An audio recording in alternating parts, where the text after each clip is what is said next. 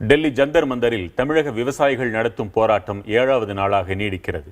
விவசாயிகளை தமிழக எம்பிக்கள் சந்தித்து பேசினர். மக்களவை துணை சபாநாயகர் தம்பிதுரையின் தலைமையில் விவசாயிகளுடன் பேச்சு நடத்திய நாடாளுமன்ற உறுப்பினர்கள் மத்திய அமைச்சர்களை சந்திக்க ஏற்பாடு செய்வதாக உறுதியளித்தனர். போராட்டத்தில் ஈடுபட்டுள்ள விவசாயிகளை அதிமுக, இந்திய கம்யூனிஸ்ட், மார்க்சிஸ்ட் கம்யூனிஸ்ட் கட்சிகளின் நாடாளுமன்ற உறுப்பினர்கள் நேரில் சந்தித்தனர்.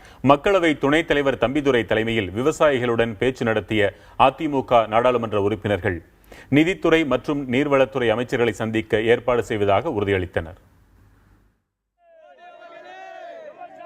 வறட்சியால் பாதிக்கப்பட்டுள்ள தமிழக விவசாயிகளுக்கு நிவாரணம் அளிக்க வேண்டும்.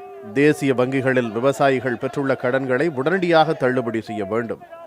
விளைபொருள்களுக்கு உரிய விலை கொடுக்க வேண்டும் என்பன டெல்லியில் போராடும் விவசாயிகளின் பிரதான கோரிக்கைகள். காவிரி மேலாண்மை வாரியம் அமைக்கப்பட வேண்டும். தென்னிந்திய நதிகளை இணைக்க வேண்டும். விவசாயிகளுக்கு மாதம் 5000 ரூபாய் ஓய்வூதியம் வழங்க வேண்டும் என்பன உள்ளிட்ட கோரிக்கைகளையும் முன்வைத்து டெல்லி ஜந்தர் மந்தரில் விவசாயிகள் 7வது நாளாக போராட்டத்தை தொடர்ந்தனர்.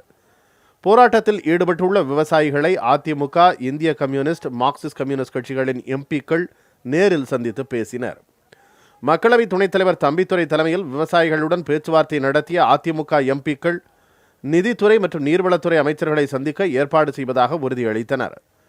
தமிழக விவசாயிகளின் நலனுக்கு தேவையான அனைத்து நடவடிக்கைகளையும் மேற்கொண்டு வருவதால் நம்பிக்கையுடன் போராட்டத்தை கைவிடுமாறு தம்பிதுரை வலியுறுத்தினார். சொல்லிட்டோமே, இன்னைக்கு நாளைக்கு அப்பாயின்மெண்ட் வாங்கி 2 பேரையும் பார்க்க வச்சிடறேன்.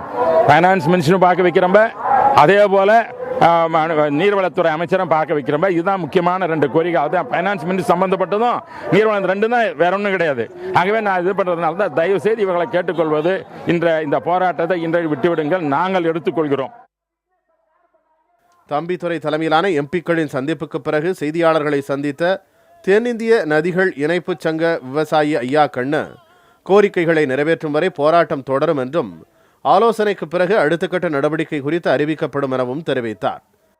தமிழக எம்பி எல்லாம் எங்களுடைய நல்வாழ்வுக்காக நாங்கள் எல்லா உதவியும் பண்ணுறேன்னு இருக்காங்க.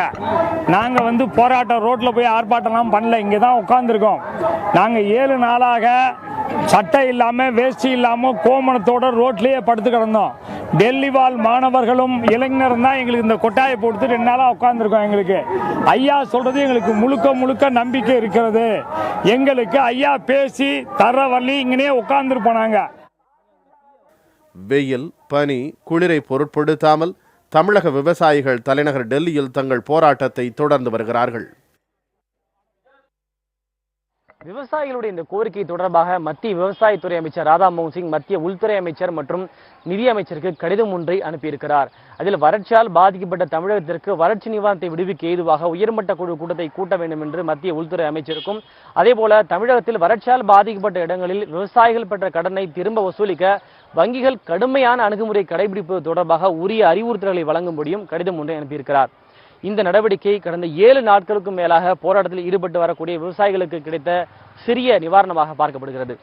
புதிய தலைமுறைக்காக டெல்லியிலிருந்து ஒளிப்பதிவாளர் ஜெரின் சாமியலுடன் ஹனிகுமார்.